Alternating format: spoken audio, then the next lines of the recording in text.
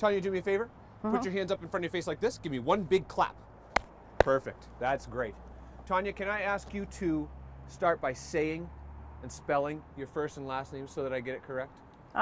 First name Tonia, Tonia. Last name Ross, Ross. Gotcha. Tonia, do you mind if I ask when you were born?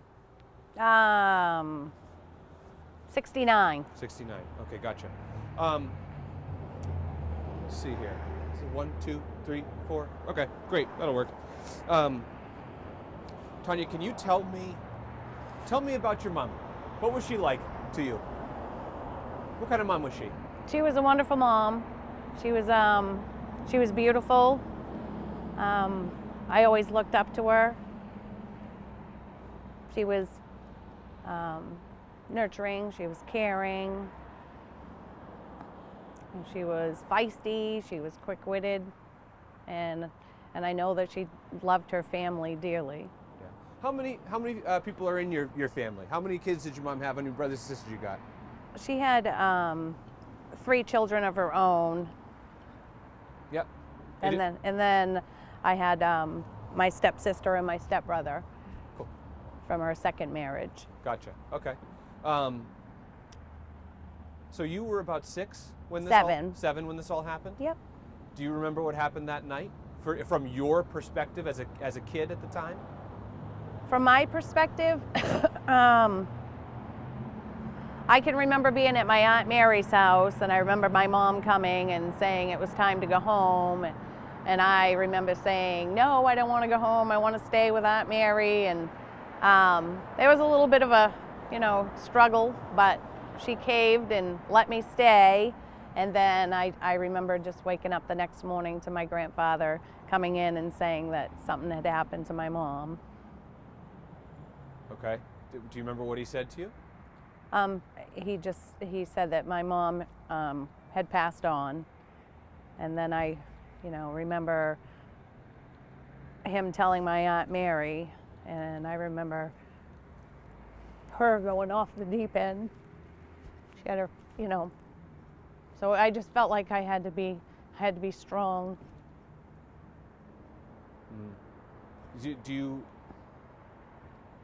you remember kind of the turning point from learning out your mom had died to learning that your mom had been murdered? And do you know, were you 7 years old when you figured that out? Nope. How did that kind of come to pass, if you don't mind me asking? I don't think it's possible for a 7-year-old to truly comprehend what somebody being murdered is. I don't think I truly comprehended what had happened to her until, I want to say I was probably 20 years old when I started to do my own investigation. And that's when, I learned what truly had happened to her. And that's when my healing began. What prompted you to do your own investigation? Because I didn't understand what happened to her. And I needed to know everything. What did you find out? What did you learn in your investigation? And what did your investigation look like? It probably looked a lot like the police's investigation. I questioned hundreds of people. I read through all of the files. I saw all of the pictures. And at least that way I totally understood everything that happened to her. I have my own conclusions, Was that hard for you at 20 years old? You're nodding. It was difficult. It was difficult. It's probably all I did for probably 8 years solid was just, dig and dig and try to help solve it myself. In my heart, I feel like I've solved it, but it's a matter of getting the person that did this to come forward. You said you spent about 8 years digging on your own. Mm-hmm. What was it up here and in here that made you want to do that made you committed to doing this for 8 years? Healing. That's what it was. It was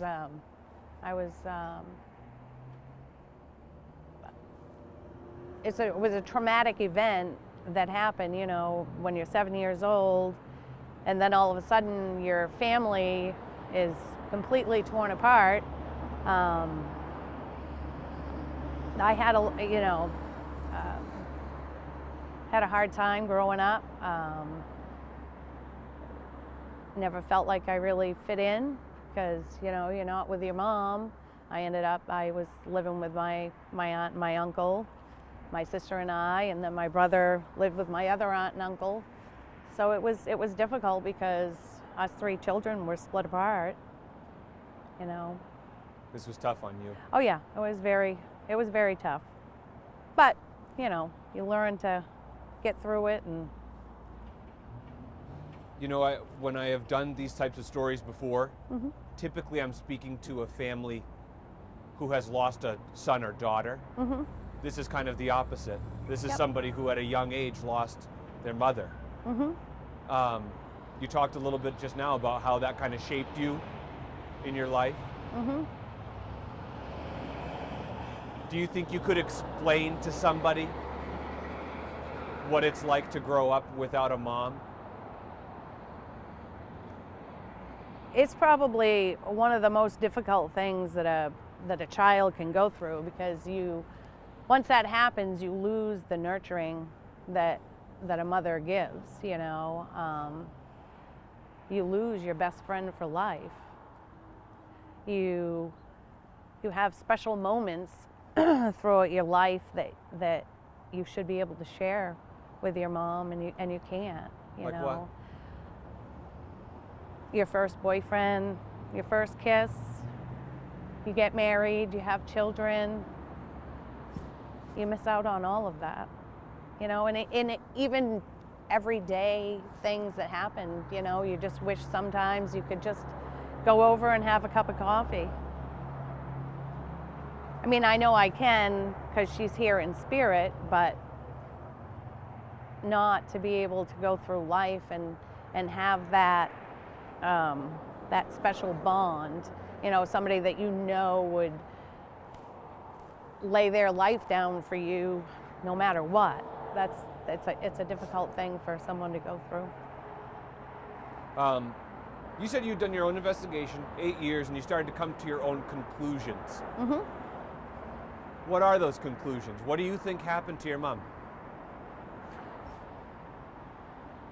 Well, I can say that she was brutally beaten.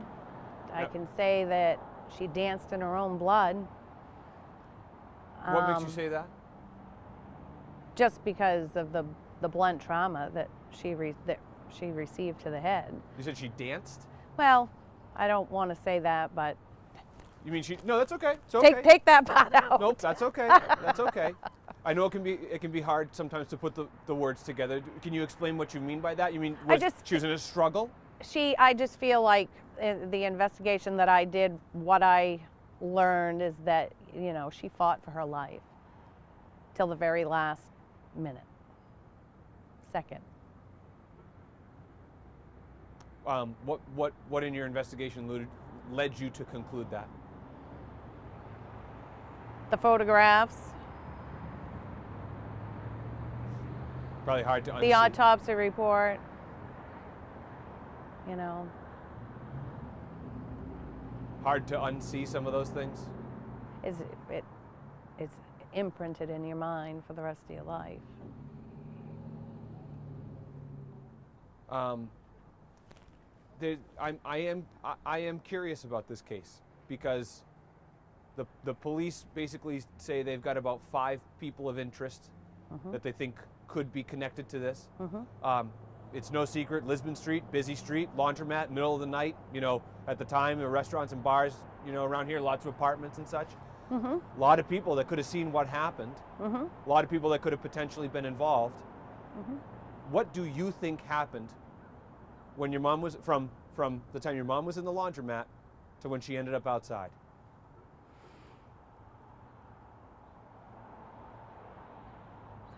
I will say the only way that my mother would have gone outside, it would have had to have been a person that she knew. Okay. And she would have stayed right in the laundromat otherwise. What makes you think that? Couldn't have been something that just piqued her interest, you know, two people yelling outside or something? Nope. Why? Nope. Why not? I don't believe that I don't believe she would have, unless she had gone outside to smoke a cigarette, and you know somebody was out there, you know. But given the brutality of the murder, I feel in my heart that it's somebody that she knew quite well. Sorry, we wait for the cars. Do you have an idea of who you think it might be? One of 3 people. A relative? Not necessarily. Family friend? No. Do you think are you willing to elaborate a little bit on who you think it might be? I can't. and take that part out too. Why not? I don't know, because the state police wouldn't. All I can say is that I have come to probably the same conclusions as the state police have come to. You know, it's a matter of the person coming forward and saying that they did it at this point in time. 45 years has gone by. So this person's still alive, you think? I believe it. You think you know exactly who it is? Mm-hmm. I do. Do you talk to them on a regular basis? Nope. Nope. They live in Lewiston? Nope. They live in the state? Yep. Sorry, I don't mean to play 20 questions It's with you, okay. but you know, this is serious stuff. It is. It is. I mean, somebody that potentially that she knew very well. I feel that it, just given that, you know, through my investigation, the trauma of the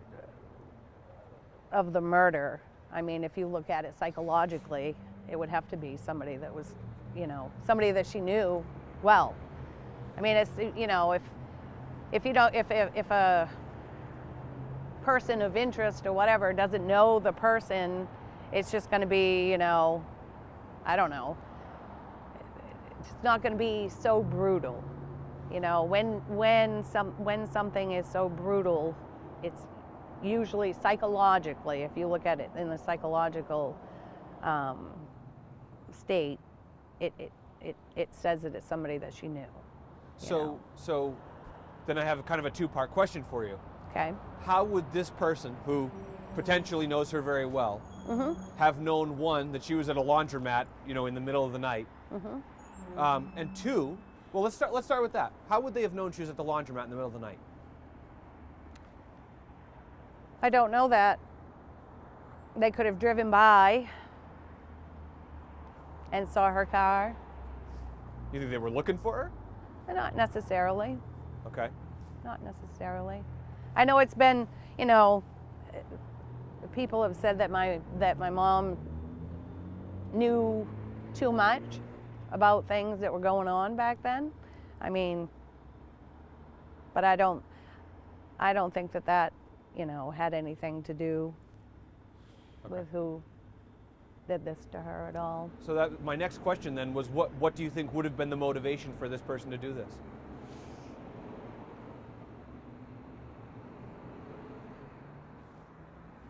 Nope. I can't say. I can't say.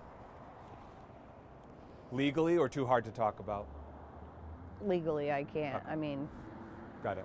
without naming who I think it is, I mean, it would be, you know. Okay, that's fair. I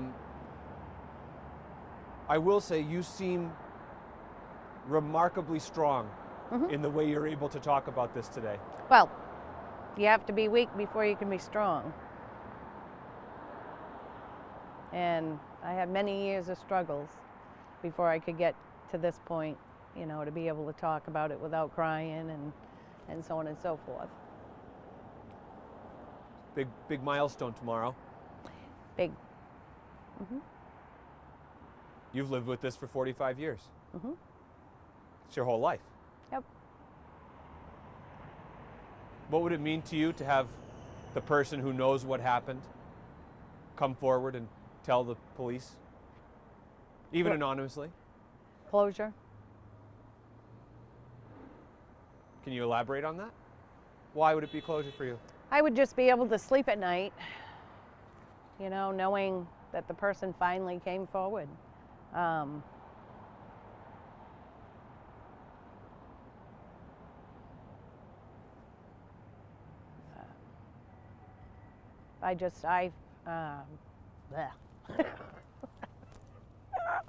It's terrible. No, you're fine. This is not an easy thing to talk about. No, and I get all flustered sometimes. I mean, I can't imagine me personally living my whole life wondering what exactly, and even with some insight as you have, but wondering what exactly and who exactly was responsible for the death of my mother. That would tear me up inside. It has. But in the same sense, quite a few years ago, I decided that rather than living my life full of hatred for the person that did this, I had to come to a point where I forgave them. Because, first of all, if it hadn't happened, I wouldn't be who I am today. I wouldn't have the husband that I have. I wouldn't have the children that I have. So I can thank them for that, because I am who I am today because of it. I've learned a lot of things throughout the years. A lot that most people don't have to learn.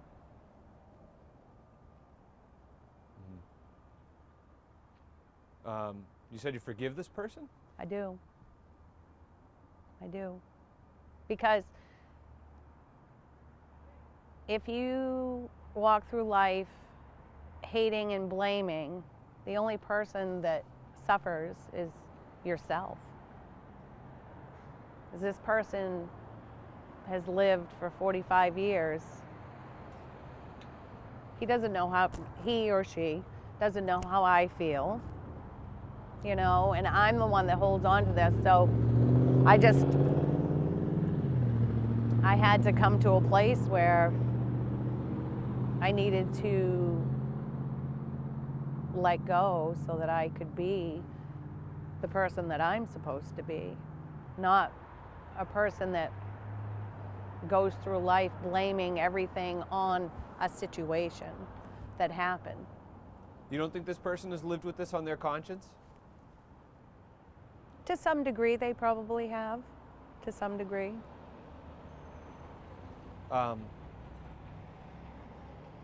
What would it mean for you to finally have the answer you need to put this all to bed? It would bring peace to my heart to know that the person, you know, finally admitted it, you know. Because in my heart, I know who did it. And I just, yeah. Does that make it harder or easier, knowing who did it? There are a lot of people who go through these, well, let me put it this way.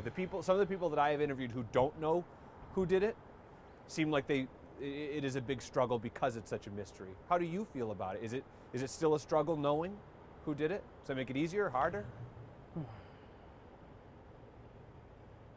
It's still a struggle.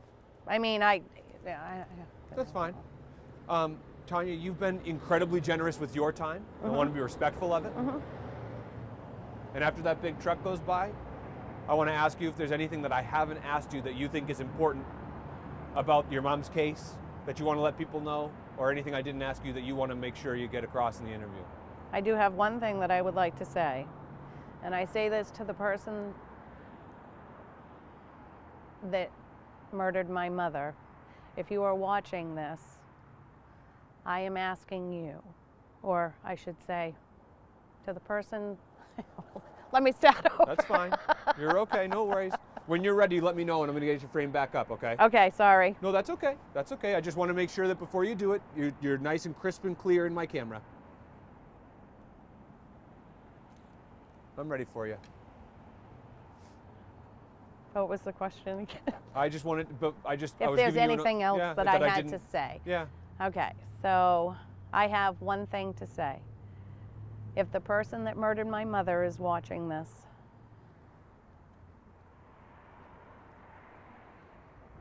you have been able to, you must have been in your early 20s to late 20s 45 years ago, which means that you're in your late 60s to mid 70s today.